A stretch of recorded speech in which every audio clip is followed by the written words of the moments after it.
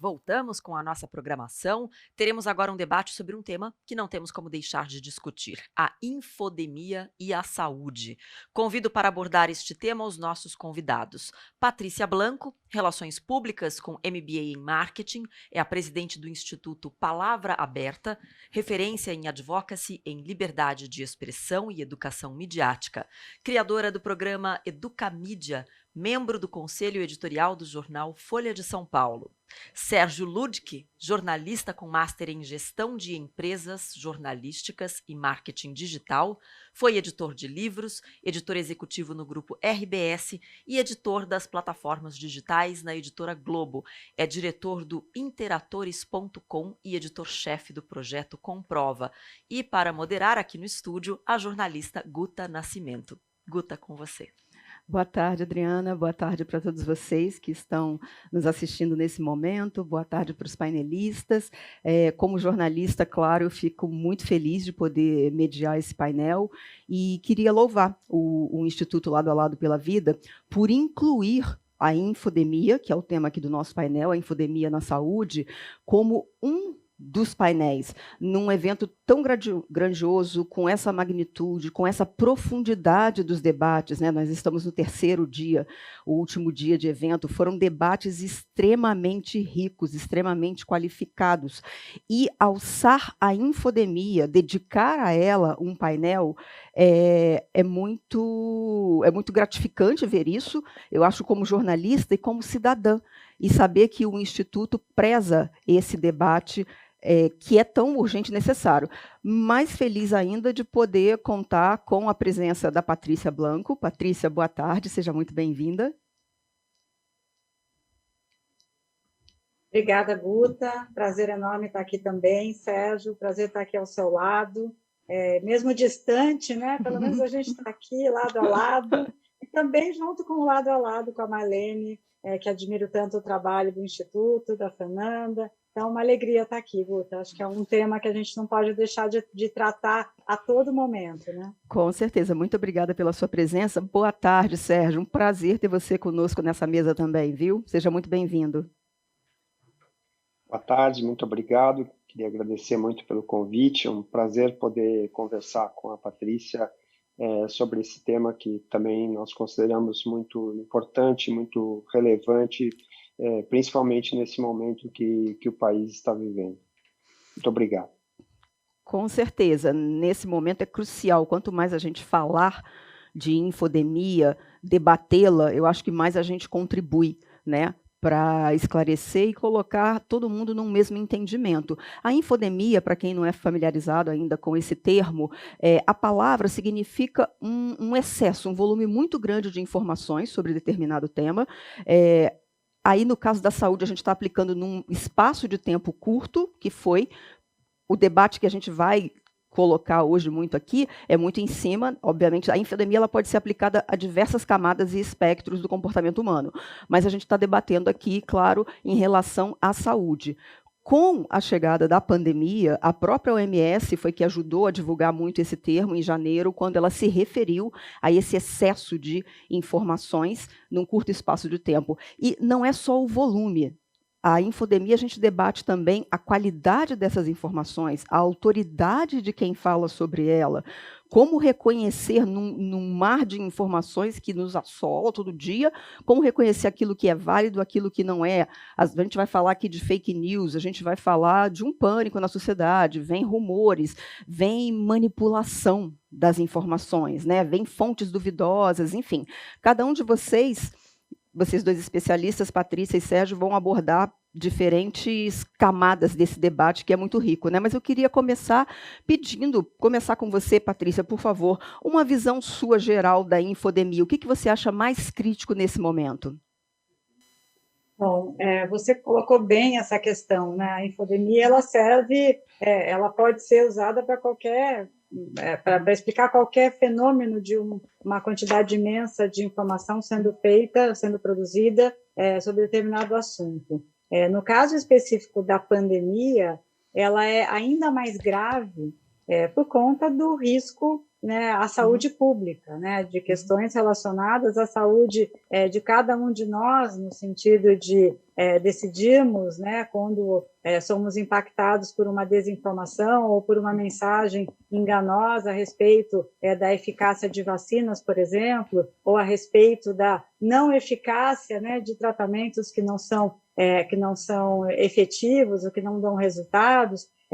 Nesse caso, a desinformação ela acaba afetando, né, a saúde de todos e a saúde, até a saúde individual. Quantos casos a gente não viu aí de pessoas que, né, até se arrependeram, muitos tardiamente, de não terem, né, seguido protocolos de uso de máscara, de distanciamento social, e acabaram pagando seriamente por conta de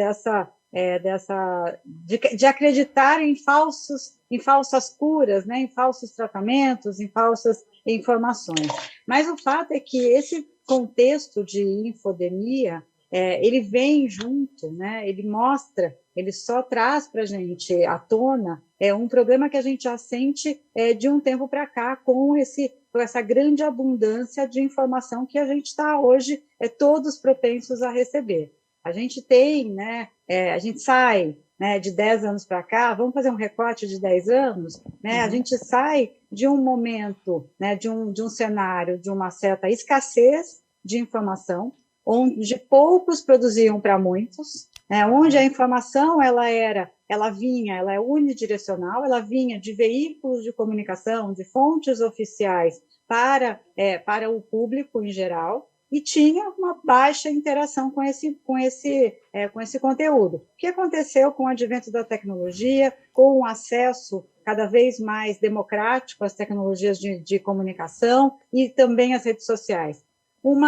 Um volume absurdo, né, de produção de conteúdo sendo feito, sendo colocado, né, por todos. Eu brinco que hoje a gente não é só produtor de conteúdo, nós somos disseminadores de conteúdo, gerando uma superabundância informacional, onde o cidadão, o indivíduo que consome informação, ele tem que ser o próprio autor das suas notícias.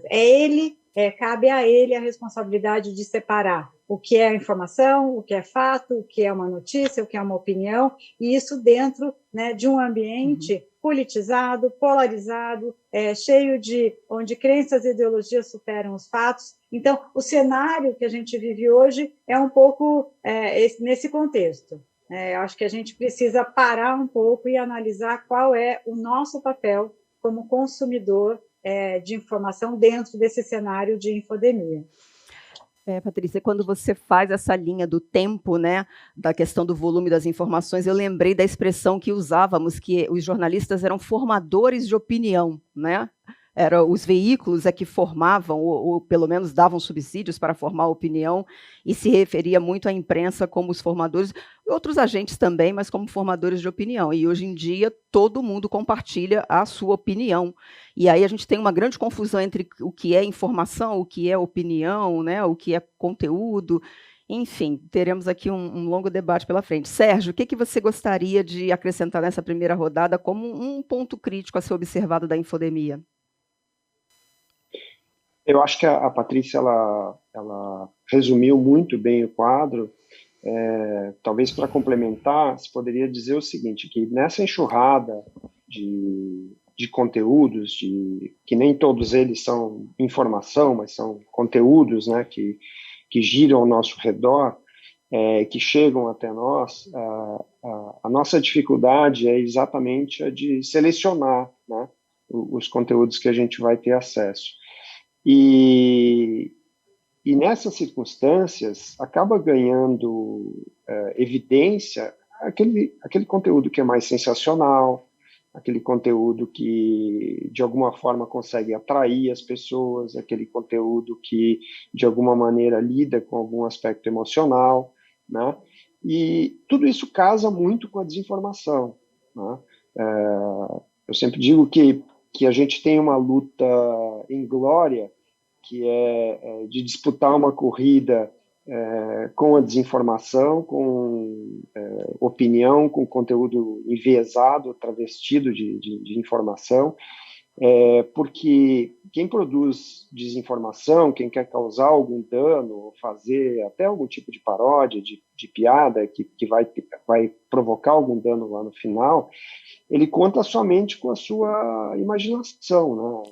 Os limites são a sua imaginação. As pessoas têm acesso a imagens, as pessoas têm acesso a uma série de recursos na sua mão, e elas produzem a partir daquilo e criam narrativas, criam interpretações de fatos que podem ou não causar algum tipo de dano depois.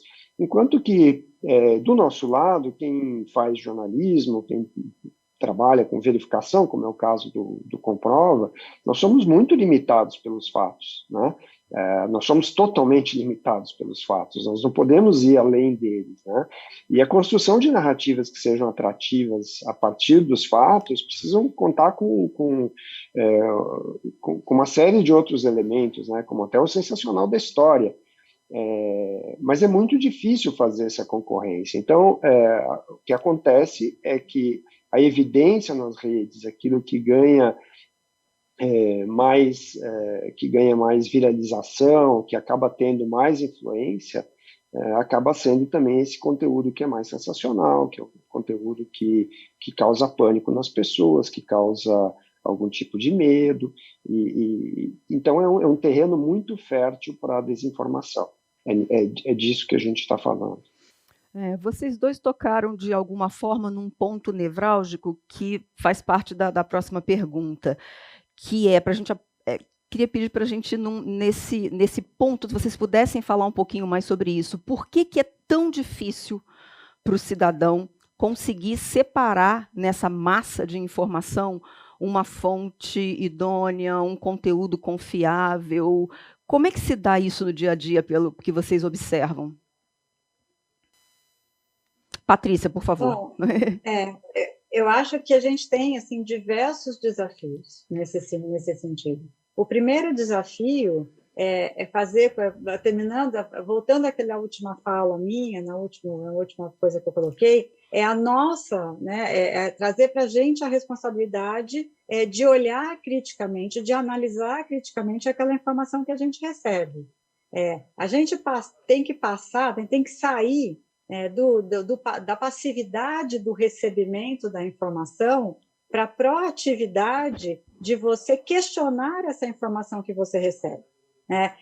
Quando eu digo que a gente tem hoje um volume absurdo de informação que chega no nosso dispositivo móvel, no nosso serviço de mensageria a todo tempo, sendo colocado ali pelo nosso ciclo mais próximo de amigos, de familiares, que validam determinadas informações, e a gente só recebe passivamente, né, e faz a única ação proativa que a gente faz é passar para frente, sem questionar, sem verificar, sem ir atrás, a gente está emprestando também a nossa validação, aquele conteúdo, para o outro.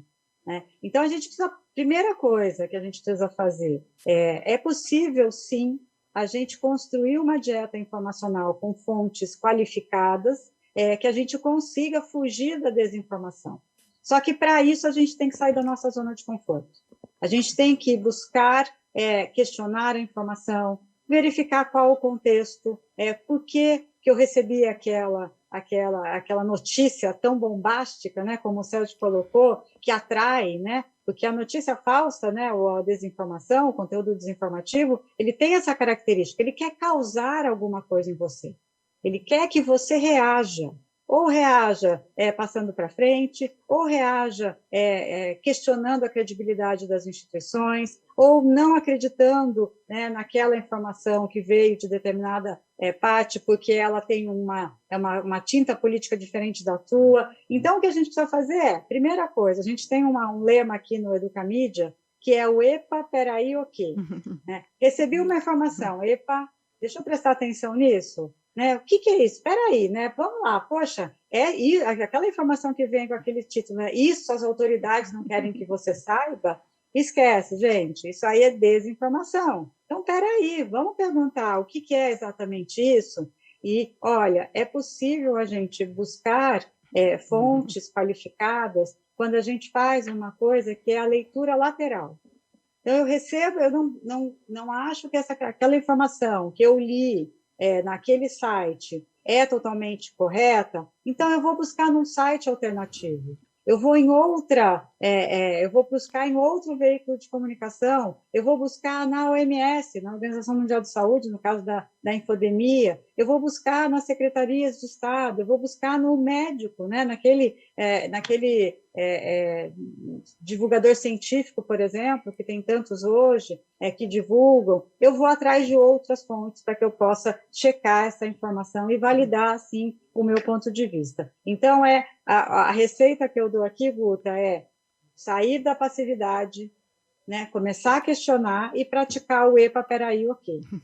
Adorei, Patrícia. Epa, peraí, e o quê? A gente vai ficar repetindo aqui para fortalecer. Sérgio, do seu ponto de vista, para quem não é profissional da comunicação, para quem não é o cidadão comum, por que é tão difícil identificar?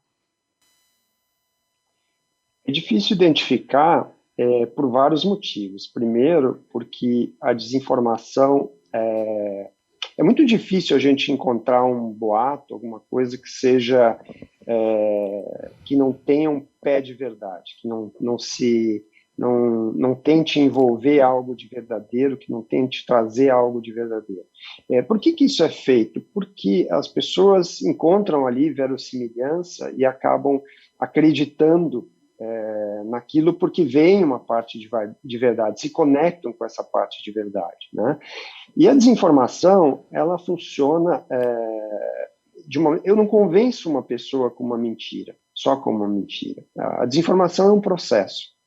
Eu começo recebendo conteúdos que são enviesados, ou conteúdos com uma interpretação errada, que tenham uma parte de verdade, mas que consigam provocar, de certa forma, um efeito de transformar aquilo, trazendo mais elementos mentirosos, transformar aquilo numa verdade total.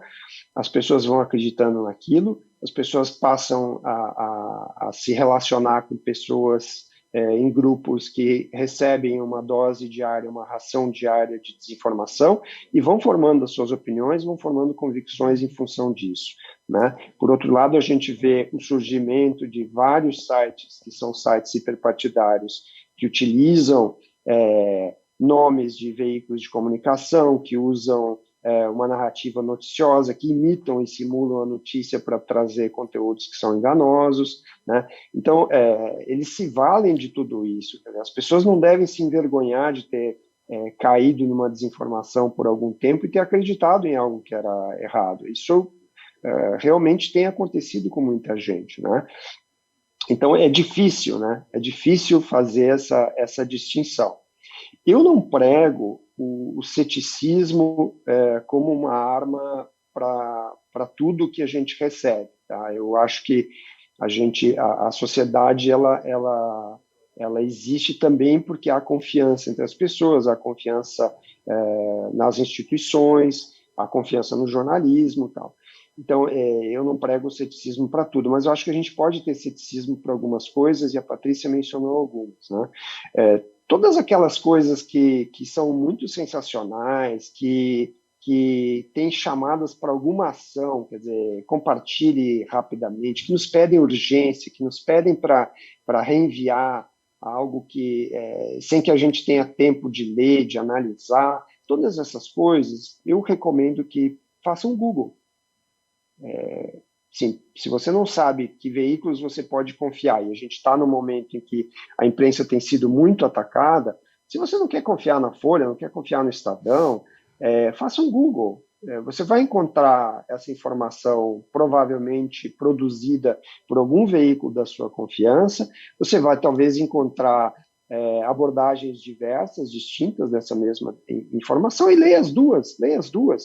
Procure, e se você tiver mais interesse, mais interesse sobre isso, acesse os links. Se o conteúdo não tiver links, desconfie também, né? Mas dê mais atenção para aquele que tem links, para aquele que traz fontes que possam ser checadas, que você possa olhar se essa fonte realmente disse isso, se aquele link está conduzindo exatamente aquele dado que você trouxe e tal. sempre é bom fazer isso antes de passar adiante, porque se você passa adiante uma desinformação, você pode não se envergonhar disso, mas você vai passar vergonha com seus amigos, com seus colegas, né? Então é bom que a gente faça isso, e talvez a gente não precise fazer isso para sempre, mas nós estamos no momento em que é necessário fazer isso, né? Principalmente no momento de pandemia, em que uma informação errada que a gente compre, e uma informação errada que a gente utilize para convencer uma outra pessoa, pode causar um dano sério, um dano à saúde, um dano até à vida das pessoas, né? Então, acho que nesse sentido, a gente pode selecionar um pouco aquilo que a gente vai, sobre o qual a gente vai desconfiar, ou ligar um pouco o desconfiômetro para buscar as informações, e essas que pedem a nossa ação para alguma coisa, sempre acho que são as que valem mais. Urgente, compartilhe, algo que todo mundo está contra você, coisas absurdas, dá um Google. As fake news, elas têm quase, às vezes, uma receita, né, que é possível identificar. A gente bate o olho e a gente já fala assim, como diz a Patrícia, epa. Eu queria fazer uma pergunta agora de um caráter até individual, mas eu acho que muita gente que está nos assistindo vai se identificar.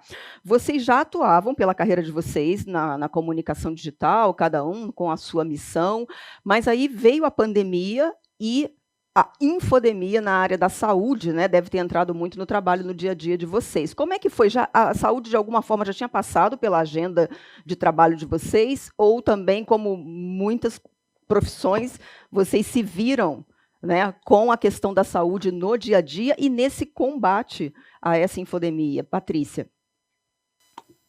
Bom, aqui do nosso lado, a gente trabalha com a educação midiática já há alguns anos, sempre alertando mesmo para essa necessidade de você ter uma análise crítica da informação que você recebe. Então, para qualquer assunto, né, seja para o assunto de saúde, como agora no caso da pandemia, mas para qualquer outro assunto, né? A gente tem tantos casos aqui, né, de questões econômicas, né? A gente já vinha trabalhando, por exemplo, na reforma da Previdência, né?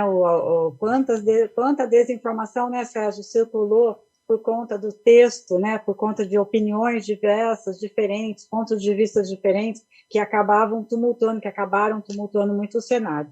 Mas a gente, antes da pandemia, discutia muito a questão da desinformação na área de vacinas.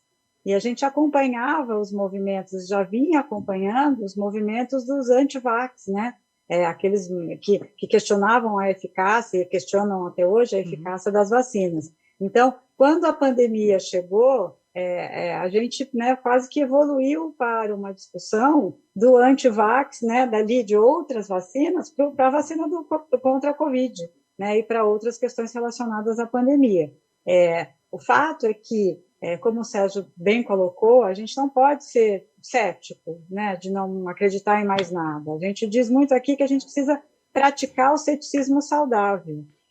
E mais, né, o ceticismo saudável nada mais é do que a gente ser realmente questionador em relação à informação que a gente recebe. A gente tem que perguntar, né, a gente tem que fazer, indagar, por exemplo, contexto, né, a gente tem que indagar se aquela informação ela serve a quem, né, qual é o objetivo dela, qual é o propósito dela quando ela chega até nós. Então, essa prática, né, do ceticismo saudável vai melhorar, inclusive, a forma como a gente se relaciona em outras áreas do conhecimento.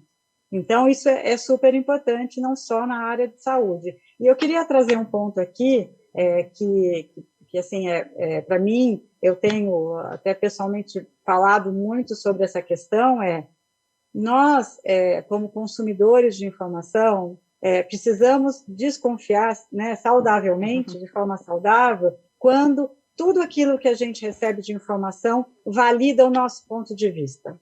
Quando tudo que a gente consome de informação fala exatamente aquilo que a gente quer ouvir, desconfie. Né? Você está fechado numa bolha e você tem que sair dessa bolha para ver o que os outros, né, o que o outro lado está, e não é o outro lado no sentido só do lado oficial ou da imprensa, o que todos os outros lados, nesse grande universo da informação, estão falando sobre esse mesmo assunto. Será que eu não estou fechada na minha bolha, só reforçando as minhas crenças e ideologias? Então, eu preciso sair dessa bolha, furar ela mesmo e ir atrás de outras informações que possam ajudar a construir a minha opinião. Com certeza. E você, Sérgio, como é que foi a entrada assim dessa agenda de saúde aí no seu dia a dia? Bom, eu comecei a trabalhar com desinformação um pouco antes. O Comprova ele surgiu em 2018. O Comprova é uma coalizão de veículos de comunicação. Nós somos hoje 33 veículos de comunicação. Nós começamos em 2018 na campanha eleitoral para a presidência da República, fazendo verificação de conteúdos com grande viralização que circulavam pelas redes sociais sobre as eleições.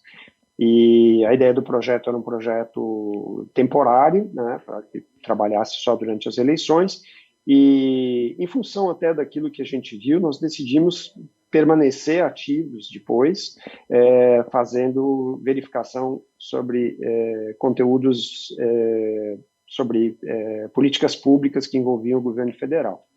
No começo do ano passado, nós percebemos um crescimento da desinformação em torno de pandemia, e aí decidimos também abordar esse tema, e aí abordar esse tema também incluindo a verificação do conteúdo das autoridades, dos políticos eleitos pelo voto popular, que é uma coisa que o Comprova não faz para os outros temas, né? A gente deixa isso fora, até para evitar qualquer tipo de referência, ataques a um lado ou ao outro, né? O nosso recorte sempre é o que tem mais viralização dentro dos temas, do escopo que a gente cobre.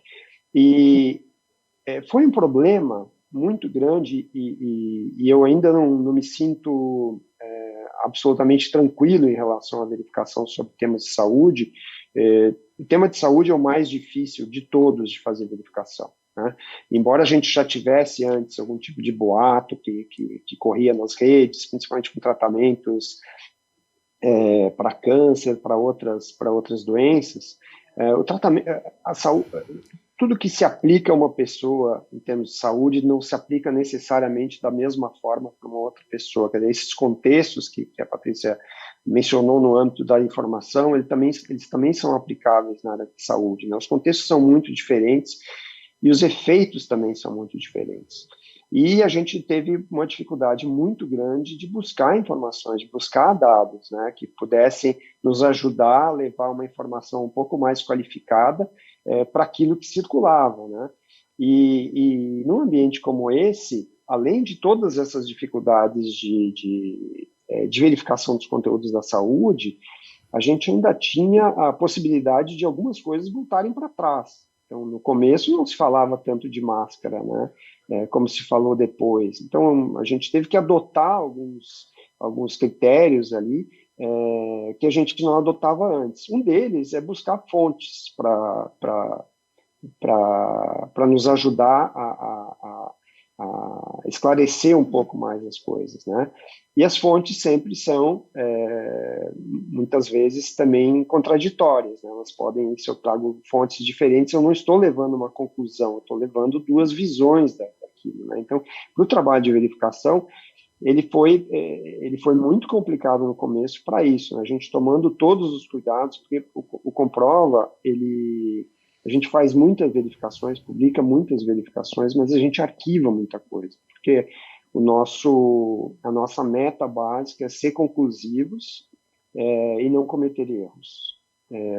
E toda vez que a gente sente que há alguma discussão sobre a conclusão de alguma coisa, que não há uma concordância entre o pessoal que está fazendo a verificação e quem faz a revisão dela, a gente simplesmente arquiva. Nós preferimos não publicar do que publicar algo que possa ser refutado depois. Então, isso balançou um pouco, nos tirou também do nosso tipo de trabalho normal que a gente fazia. E agora, aos poucos, né, as convicções vão se formando, os estudos vão encaminhando para um lado e para o outro. A gente ainda vive um momento em que há ataques muito fortes às vacinas, né? E acho que vacina dá para fazer um paralelo com aquilo que eu falei antes da desinformação, né? Como a desinformação ela vai formando convicções, né?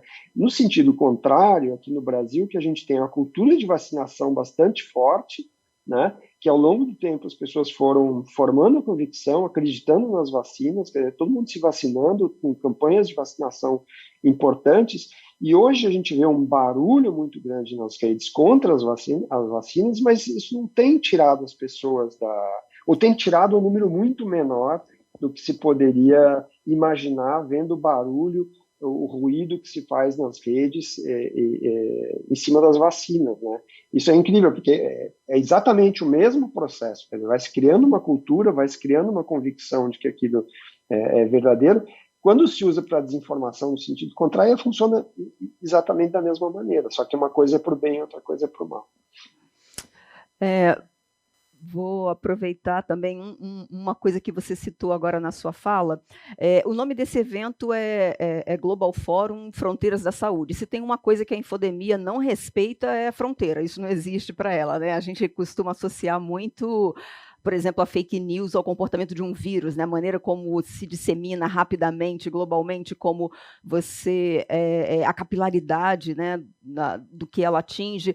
Agora, eu queria fazer uma pergunta específica, se vocês, no trabalho de vocês, conseguem identificar se há uma diferença entre a fake news, vamos supor, quando ela se dissemina em grandes centros urbanos, e quando ela se dissemina em locais menores, regionais, pequenas cidades. Basicamente, a pergunta é: tem diferença de comportamento de uma fake news no interior ou numa grande cidade? Começando com você, Patrícia.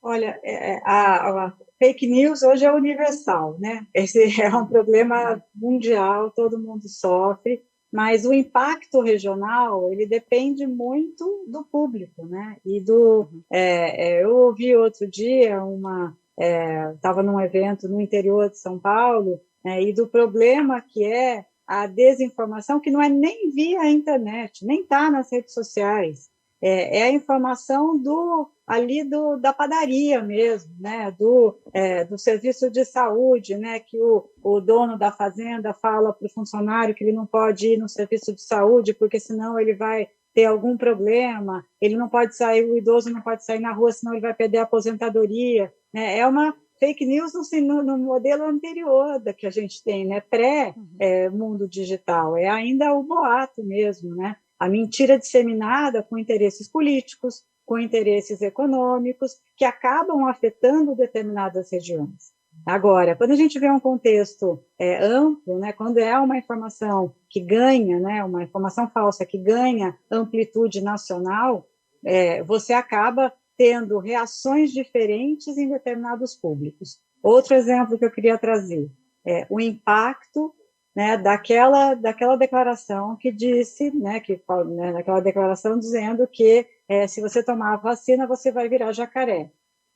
O impacto que isso teve para muitos públicos foi um impacto de humor, foi um impacto de não acreditar naquele discurso, né, de virar até um meme, né, todo mundo vai fantasiado de jacaré, todo mundo ia para tomar a vacina, mas nas comunidades indígenas teve um impacto fortíssimo, porque algumas culturas acreditam que quando na morte o indígena vira um animal, e o pior dos animais que ele pode virar é o jacaré. Então, isso inibiu fortemente, né, a vacinação em comunidades indígenas. Né? A gente teve um projeto que a gente fez em parceria com o Ministério Público do Pará, que era justamente para combater essa desinformação, e especificamente naquelas comunidades.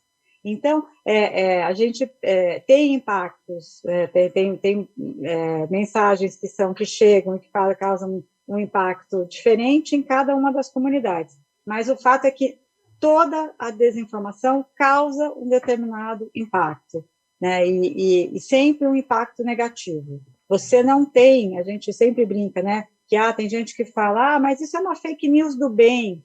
Gente, não existe fake news do bem. Porque a desinformação, ela tem como objetivo minar a credibilidade das instituições. seja do posto de saúde local, seja da Organização Mundial da Saúde, ou seja, da imprensa. Então, se a gente começar, né, a validar a fake news do bem, a gente vai estar também adotando a mesma estratégia, né, de minar a credibilidade de qualquer desinformação. Com certeza. E você, Sérgio, tem alguma coisa que você gostaria de agregar nessa discussão, se a infodemia tem impactos diferentes, regional ou global? A gente não chega a medir, não comprova o efeito localizado, tá? Mas eu acho que tem alguns elementos aí importantes e acho que esse exemplo que a Patrícia trouxe, ele é bem interessante, assim, para a gente ver distintas culturas como recebem, né, o efeito que tem nas distintas culturas um determinado tipo de desinformação. A gente sempre fala que na internet se pode medir tudo, né? Então, sites fazem testes, testes com títulos, fazem testes com formatos, com uma série de coisas para ver aquilo que obtém uma melhor performance, o que chega melhor nas pessoas, que captura de alguma forma melhor ou mais a atenção das pessoas, né? Tudo isso que hoje está na mão de quem trabalha com marketing, qualquer veículo de comunicação, também está na mão de quem produz desinformação, né? Então, eles também fazem testes, eles também aprimoram, eles também evoluem o tipo de mensagem, a maneira como eles utilizam isso. E na pandemia, como ela realmente foi global, o que a gente viu foi que muitos boatos que fizeram sucesso lá fora foram importados. Eles foram importados muitas vezes com uma versão nacional, uma versão em português, às vezes nem isso, às vezes uma única frase trazendo um vídeo, alguma coisa em outro idioma, porque eles tiveram, esses reprodutores de conteúdo, eles puderam enxergar naquilo ali algo que produziu um efeito importante, relevante. Então fica fácil fazer a retransmissão disso aqui.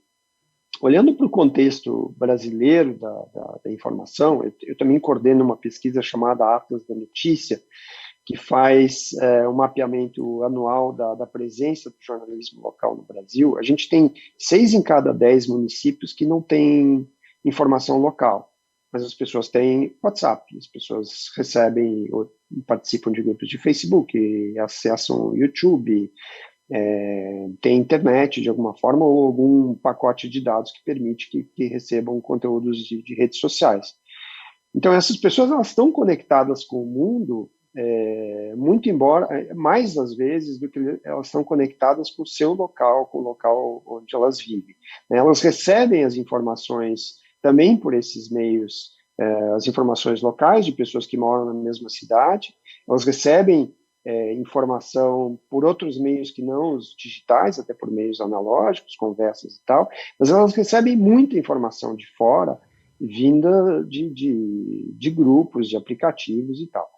E se a gente pensar que, por exemplo, no segundo turno da eleição de 2018, no mês de outubro, havia mais usuários que usaram efetivamente o WhatsApp do que pessoas que votaram no segundo turno das eleições, a gente vê como isso tem um efeito e como isso está disseminado pelo país. Então, as pessoas recebem muita coisa de fora, a gente, infelizmente, só consegue medir aquilo que efetivamente está em todos os lugares, porque precisa ter muita viralização para cair no nosso radar, mas eu diria que sim, que a desinformação não tem fronteiras, ela pode ter um efeito diferente dependendo das culturas, mas ela não tem fronteiras e ela está disseminada pelo mundo inteiro.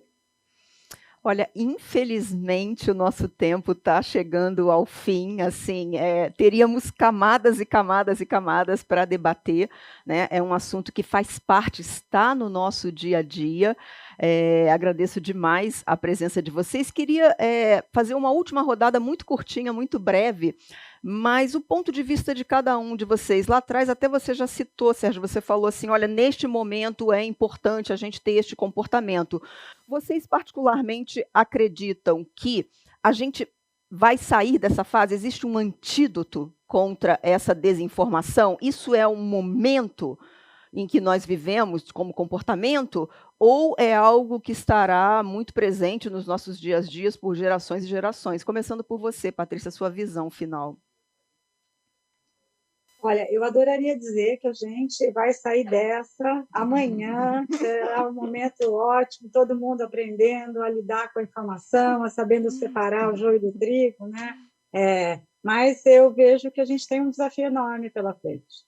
A gente tem um desafio de formar mesmo uma audiência crítica em relação à informação, essa abundância informacional que a gente vive. A gente, principalmente aqui no Brasil, a gente tem características de baixo letramento informacional, a gente tem uma característica da sociedade mesmo, que ainda, né, é carente de um acesso qualificado a fontes de informação. Então, é um processo que a gente vai sair dessa algum dia. Eu tenho bastante fé, mas a gente ainda vai precisar de um tempo para amadurecer e para desenvolver uma habilidade maior no entendimento e na diferenciação de conteúdos.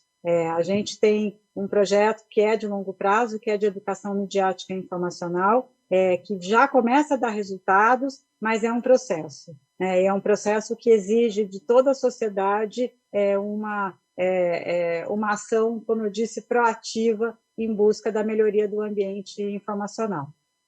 Obrigada, Patrícia. E você, Sérgio, uma visão mais pessimista, otimista, um meio do caminho? É difícil, essa é uma pergunta muito difícil, porque são vários elementos em ação aí, né? Acho que a Patrícia definiu bem, esse é um problema que não é um problema de alguns atores, né? Como eu adoraria dizer que o jornalismo é a solução, acho que é parte da solução, a parte importante da solução, o jornalismo, a boa informação disponível, acessível e que consiga atrair as pessoas, mas me parece que esse é um problema de toda a sociedade, né? A gente viu vários atores durante a pandemia disseminando desinformação, atores que estão do nosso lado, infelizmente, do jornalismo, atores que estão do lado da saúde, talvez aí do lado de vocês. A sociedade ela precisa agir de múltiplas maneiras, são múltiplas frentes. A gente tem a política, precisa se envolver, a gente precisa cobrar de plataformas mais transparência, a gente precisa que o jornalismo também seja mais transparente, a gente precisa que o Estado seja mais transparente, a gente precisa de muita coisa, quer dizer, e elas precisam andar juntas para que a desinformação, que é uma coisa muito fluida, ela não possa encontrar os seus caminhos de escape, né? Então, é quase um alinhamento de planetas para ter uma solução rápida para isso, né? Acho que a sociedade vai aprender aos poucos, porque, gente, são 600 mil vidas que se perdeu e provavelmente muitas delas por desinformação, né? A gente precisa... Eu estava ouvindo na sessão anterior o Gonzalo falando de que a gente não deve esquecer, né? Que a gente deve lembrar das coisas, deve ter em mente a necessidade de aprender e não esquecer, né, dos erros que a gente cometeu. Talvez esse seja um grande recado para a sociedade como um todo, da gente olhar para isso, não com a imediatez, né, que normalmente a gente tem colocado sobre essas coisas, mas a gente olhar um pouco para isso e pensar e ver qual é a nossa responsabilidade individual no trânsito, né, da desinformação, porque a desinformação ela nos leva a formar opiniões equivocadas, a formar convicções equivocadas e a tomar decisões equivocadas, né? Então, eu lamento não ter a resposta, mas acho que é isso. Todos nós somos responsáveis pela saúde, do ambiente informativo que a gente vai ter no futuro. Nenhum de nós, na verdade, seria capaz de responder isso, né? A gente não tem como prever o futuro, mas como você muito bem lembrou as palavras do doutor Gonzalo Vecina, a gente tem como não esquecer, né? Não esquecer que nós não perdemos números, nós perdemos pessoas. Olha, muitíssimo obrigada, Patrícia, Sérgio, parabéns pelo trabalho de vocês, um orgulho, viu? Mediar essa mesa, ouvir vocês, saber mais sobre Educamídia, sobre o Comprova, parabéns pelo Atlas, foi um prazer. Muito obrigada, em nome do Instituto Lado a Lado pela Vida, pela presença de vocês nesse painel. Obrigada, Marlene, Fernanda, parabéns pelo evento. Obrigada, Obrigado. Sérgio. Obrigado, um abraço a todos, bom final de semana. Igualmente. Obrigada, tchau, tchau. Muito bem, muito obrigada.